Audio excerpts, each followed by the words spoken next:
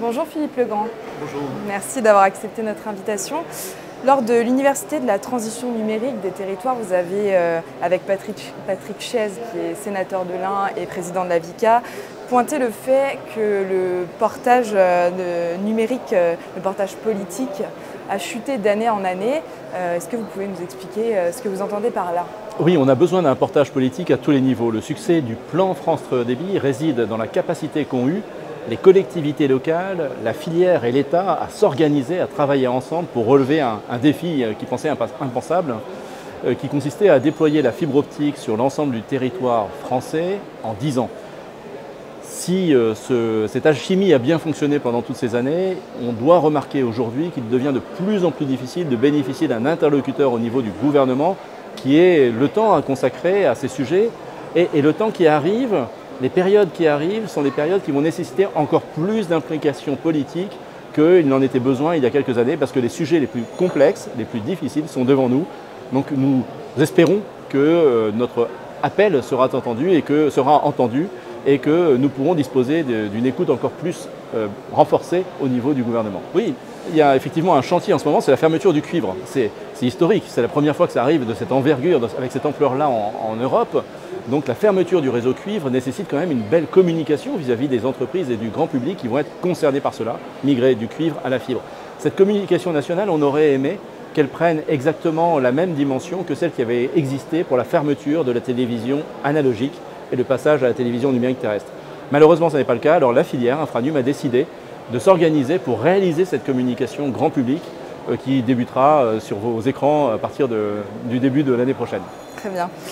Dans le projet de loi de finances 2025, le gouvernement prévoit de réduire de quasiment la moitié les crédits alloués au plan France Très Haut Débit.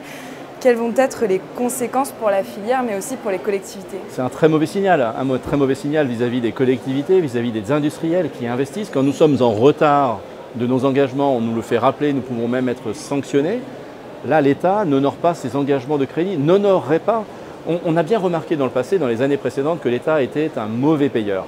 Il payait tardivement, les collectivités peinaient à obtenir les crédits qui leur étaient alloués.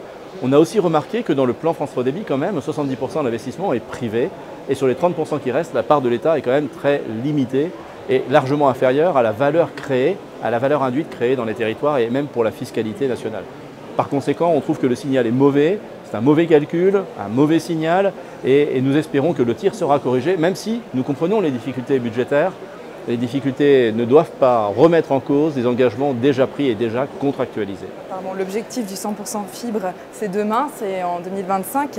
Est-ce qu'il sera finalement atteint et que reste-t-il à faire avant que la DSL disparaisse complètement en 2030 ? 2025, c'est déjà demain en effet. Alors à l'origine, l'objectif était de 80% en fibre et 20% par des technologies complémentaires. Et après, cet objectif a été renforcé en disant effectivement 100% fibre au 31 décembre 2025. Bon. On ne sera pas au rendez-vous, pas complètement au rendez-vous, il manquera quelques pourcents. Et ces quelques pourcents représentent beaucoup de frustration pour les territoires et pour les personnes qui sont concernées et de grands enjeux techniques et économiques. Alors en France, je vous dis tout net, il restera toujours une place pour les technologies alternatives. On a une filière spatiale française qui est très très performante, on a d'autres technologies alternatives qui existent. Pour autant, notre objectif à nous, c'est d'aller le plus loin possible dans l'arrivée de la fibre optique dans les territoires ruraux. On parle là des territoires complexes, des territoires sur lesquels il n'y a pas d'infrastructure. Nous avons proposé une solution d'investissement de marché avec une logique de péréquation. Cette solution-là n'a pas pu aboutir. Nous attendons de l'ensemble des pouvoirs publics, collectivités, États et nous-mêmes industriels que nous puissions nous remettre autour de la table avec peut-être ce chef d'orchestre qui nous fait défaut, ou qui pourrait être un ministre par exemple en charge des infrastructures numériques et qui pourrait nous aider à converger vers des solutions qui existent. La péréquation, ça s'organise, mais il faut une volonté politique forte